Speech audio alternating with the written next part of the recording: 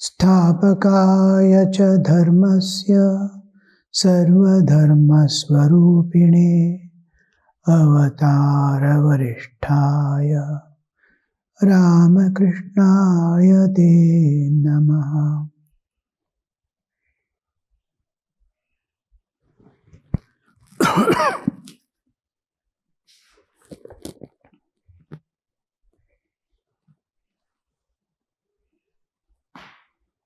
Ram is speaking to Sri Ramakrishna. Keshav Sen used to say, why do people go to him so much? One day he will sting them and they will flee from him. Master, why should I sting people? I say to them, do this as well as that. The renunciation part is being discussed. A devotee was asking, how can a householder keep on with his worldly duties if he is overwhelmed with such bhakti madness or love madness or knowledge madness? Master, looking at him, there are two kinds of yogis, the revealed and hidden, vyakta sannyasi, avyakta sannyasi. The householder may be a hidden yogi. None recognize him. The householder should renounce mentally, not outwardly. Ram, you talk as if you are consoling children. A householder may be a jnani but never vijnani. Ram is commenting on that. You talk as if you are consoling the children. You can do this and do that. You can be internally a sannyasi and externally be working and be loving with all people and moving about. But he can go to the stage of only up to jnani, not vijnani state. Jnani state is where he clearly sees the distinction like daylight between the right and wrong, good and bad, the Chaitanya and Jada, Nitya, Anitya. This differentiation he knows clearly. So this is all Anitya. The world is passing event. Nitya, God alone is Nitya, unchanging reality. Nitya, Nitya Vastu Viveka. My secular studies is Anitya. My spiritual studies, spiritual practices, which is going to lead me to eternity, that is Nitya. So, distinguishing. But here, the Ram is taking out an objection. He can reach of distinction, clear understanding of real jnani. Vijnani state is still higher, where he goes beyond right and wrong, good and bad, renunciation and enjoyment. He goes beyond all both. They are dualities opposing each other, good and bad. Nitya, Anitya. Nitya and Anitya, beyond that, he goes to see Nitya and Anitya originate from one and merge back in one. It is one appearing as two, just like in dream. When a person wakes up from dream, what would be his state? He is seeing all dualities, good man, bad man, fighting, this, that, everything is going on within him, without him, and with the world also, in dream. But when he wakes up, he sees all that was. Good also was same, bad also was same.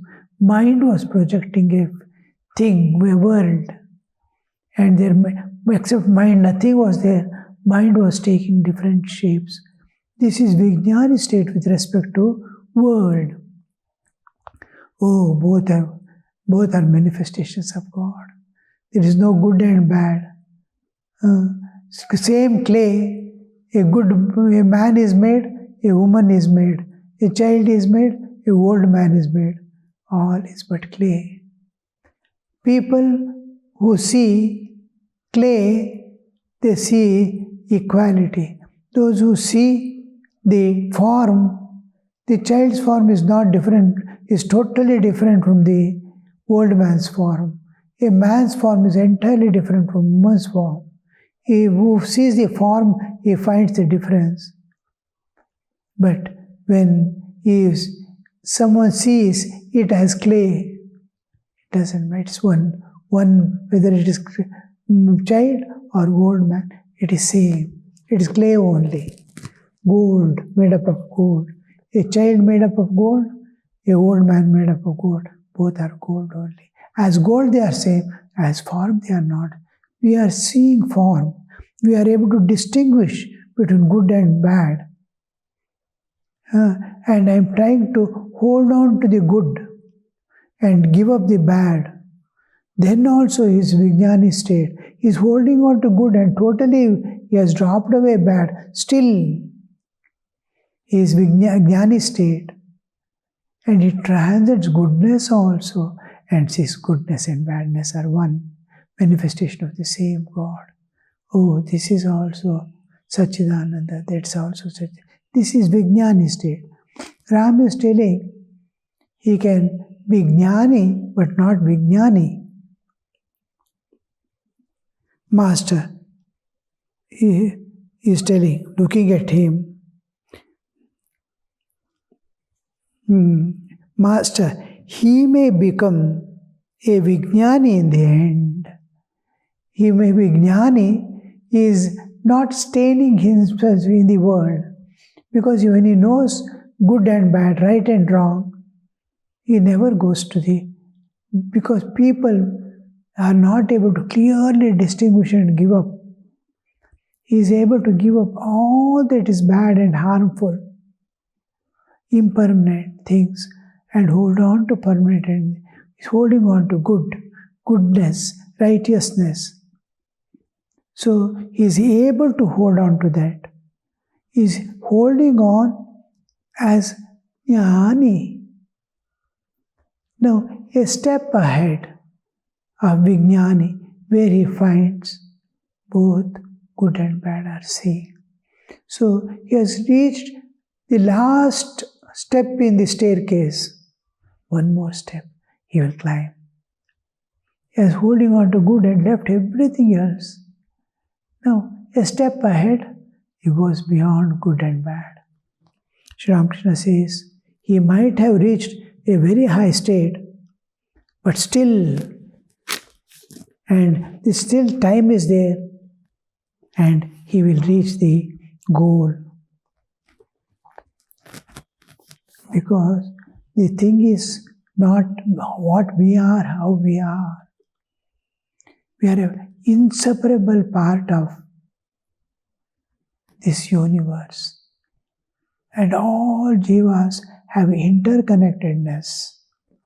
They are one block and thinking themselves to be different. Just like I am, my bodily existence itself you take. Each part, each section is doing its own work. It has no comparison at all. Eyes are seeing. Ear can never see and eyes can never hear. They are entirely doing different works. They cannot be exchanged. I cannot use eyes for... it has only its... But they are all working for one body as inseparable part of the bodily existence. Each one does it. Feet walks, hands hold. Everything is doing its work. And it's a part of the body. Hand is as much a part of the body as the eyes are, as feet are. Now, look at the eyes. Just analyze and see, same material is there, same muscle, same thing. Body also, all parts of the body, same thing. You take any part and analyze, same matter is there. Nothing else. Blood, flesh, bones, what else is there?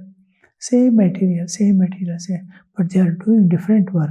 And if there is no difference between hand and feet, bone, muscle, tendons, then skin, feet also same. But how they are doing different works, you see. But they are all parts of one block. We are inseparable part of the one block. Each has its own nature. Each has its own tendencies. They differ a little. But the interconnectedness, see how the whole bodily interconnectedness. They are entirely different from each other. Eye is entirely different from ear, but interconnectedness is there. And what is the common factor that makes it interconnected? Is bodily existence, which has a consciousness as at its base. The consciousness is making all work together. I am conscious, so mind is also working, senses are also working, intellect is also working, heart is also working, everything is working because I am conscious. If consciousness is withdrawn, all will sleep off. How that separates, you see. The one which is making them all move. The whole universe, when you consider, nature is that which is pervading everything and bringing each one work in its own way, and there is consciousness pervading everything, which is universal consciousness. Vishwa Chaitanya is there, making all jivas and all the whole universe to be interconnected and work together as a part of this universe.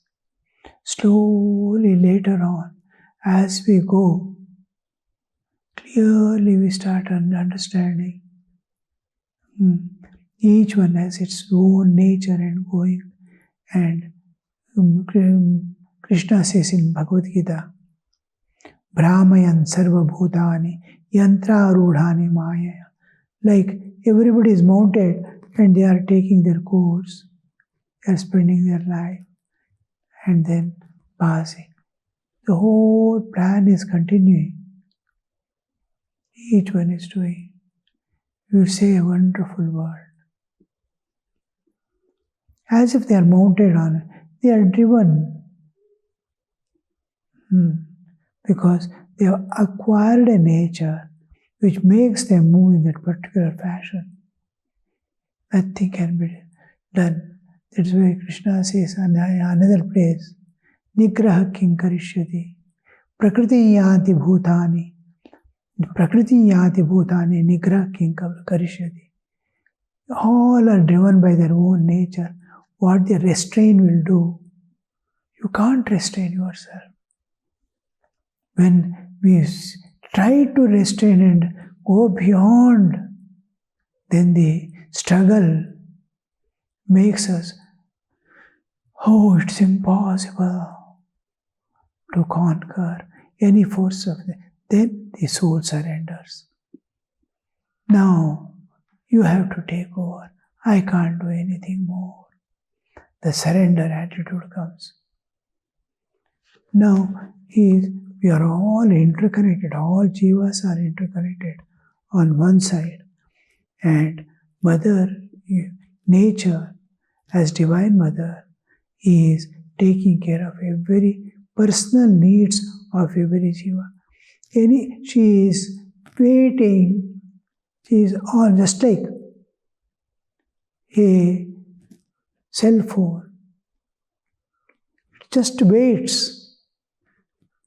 Without a moment's gap, immediately it gets engaged. A message comes, immediately it is receiving. Send a message, immediately it is doing. It is waiting as if. It is awake. It is awake all the time. Like that, the Divine Mother is awake to all jivas who calls, being on the path of evolution. Immediately she responds. She makes all arrangements.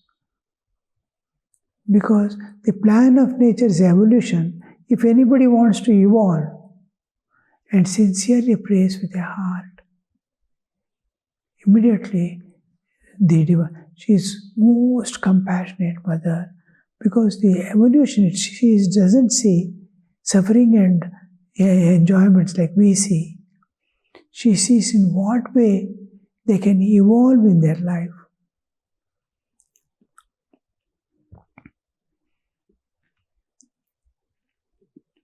So, that's why he may become a Vijnani in the end, but it is no good to force oneself into renunciation. He is answering his question. You should not and cannot force one to renounce and go away. Because he is not matured, people at home also are not matured enough to leave him gracefully and send him, go, my child. So, a sannyasi was telling a householder's lap, a child was there, just has learned to stand, and train was going. The father is trying to close the windows. He is closing the window. A sannyasi is sitting in the opposite. He opens the window. Then the child's father says, please, we'll keep the window closed. And this child is there. Then the sannyasi says, why? If child is there, expose the child to nature. You grow the child, as you grow the child, so it grows. Expose it to hardships of life. If you bring up it in cold weather, it will get accustomed to cold. If you bring it in hot weather, it gets accustomed to heat. Let the child be always exposed to the conditions what the nature provides. Don't hide, don't shield. Expose it to nature. Nature brings up in a beautiful way. Otherwise, the child will lose all the support of nature. All the time you have to keep them covered and move about in the old age also covered. If you expose to all hardships, you will see that he wins over one day nature. And looking at that child, the sannyasi said, do you think this child is going to be with you? He will fly away. And he will be like me, a sannyasi. The father gets frightened. He says, this is my next chest. I have only one elder, and this is the next one. I am afraid. Will he go? Will he renounce and go? The sannyasi says, never come in the way of those who want to go. Don't force anyone to renounce and go. Those who want to go on the path of God, you should not obstruct their path. But those who don't want to go in that path of renunciation, you should not force them to renounce also. How clearly he says. Then he says, if one child goes on the path of God, why should you bother? Others are left with you. Then after a pause, he tells again, are all the children in this world are not your children? Can't you see them laborers all as your own children.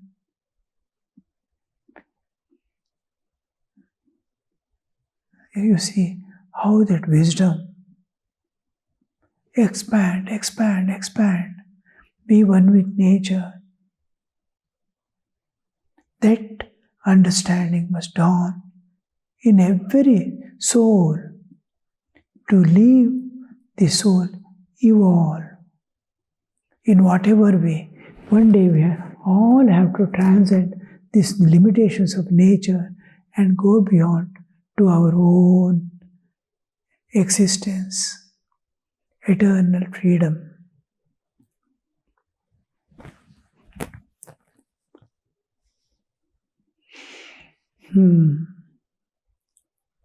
It is not good to force oneself into renunciation.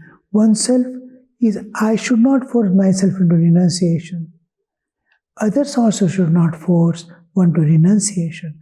It is, sannyasa begins, renunciation begins deep within. It has seen the world in all its aspects. Just like child has seen in all aspects, various toys, varieties of toys he has seen. Now he is slowly growing into youth. Now, one toy when he had, another toy here when he sees, suppose he has a doll, when he sees a car, he thinks, I want that car. Then he sees a military vehicle, a small model. He wants that as his play. Father gives one by one so many articles of play. As he grows, he has seen all types of winding dolls, electrical cell run by dolls, cell by run by cells. All that has he. Now nothing tastes him as he grows. He is aspiring for something. He is aspiring for earning. He is aspiring for a family life. Now who will play with thee?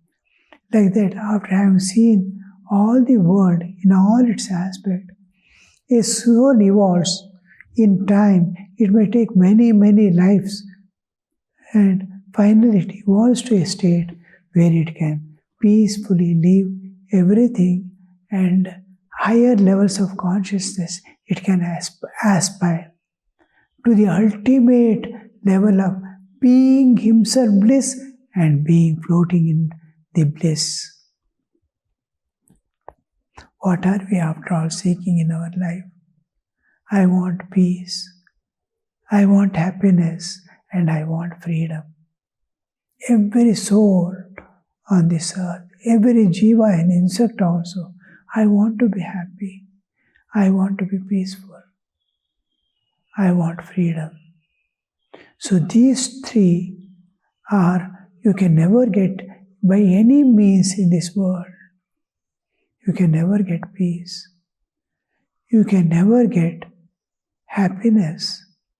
A little sense pleasures you may experience, be mad with it.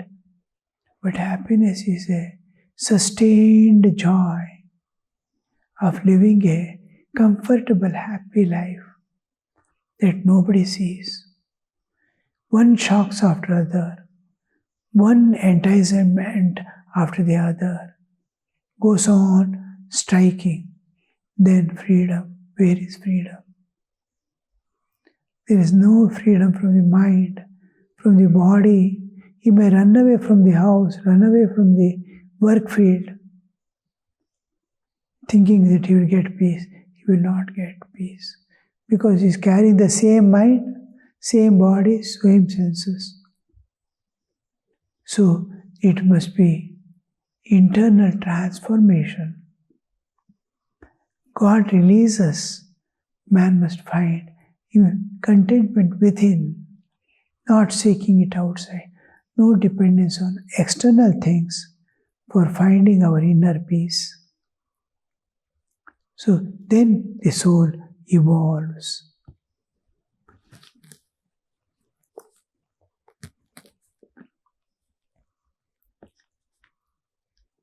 Master, he may become Vijnani also in the end.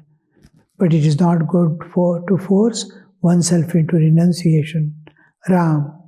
Keshav Sen used to say, why do people go to him so much? One day he will sting them and they will flee from there. Means snatch away something, hurt them by insulting, then they will go away. A saint, an incarnation, a wise man, one who has empathy and compassion. He never hurts anybody or sees absence of welfare of others within him. Constantly the soul seeks the welfare of all, happiness of all. How can I make others happy? Master, why should I sting people? I say to people, do this as well as that. Means they may take now, suppose a person is coming to Sri Ramakrishna and he makes him renounce and go away. What happens to the family? And if he is going away by himself from inner call, the call of the soul, nothing can be done. How to support the family in case he goes away? How to give them strength? How to give them courage? How to give them enthusiasm in life? These things, again, these people will attend to constantly. Because just like death, do we ask any time, suppose he dies, what will happen? All things like that. Without that person, I cannot live. But when it is inevitable that he goes away, he dies or she dies. The rest of the family may weep for a week or two, immediately get adjusted to the new circumstances and start living their own way. Nobody is inevitable in this world. People come and go. So, he may snatch away or make someone go away, doesn't come into picture. Why should I sting? That's why I say, do duties of life as well as spiritual practices. Do the worldly duties on call on God as well, because external things can give us only support of life. What all wealth and money can bring, it can't give you peace. Peace comes from spiritual life. Living comes from your working in the world. Both are necessary. Om Shanti Shanti Shanti Harihi Om Tat Sat Shri Ramakrishna Arpanamastu.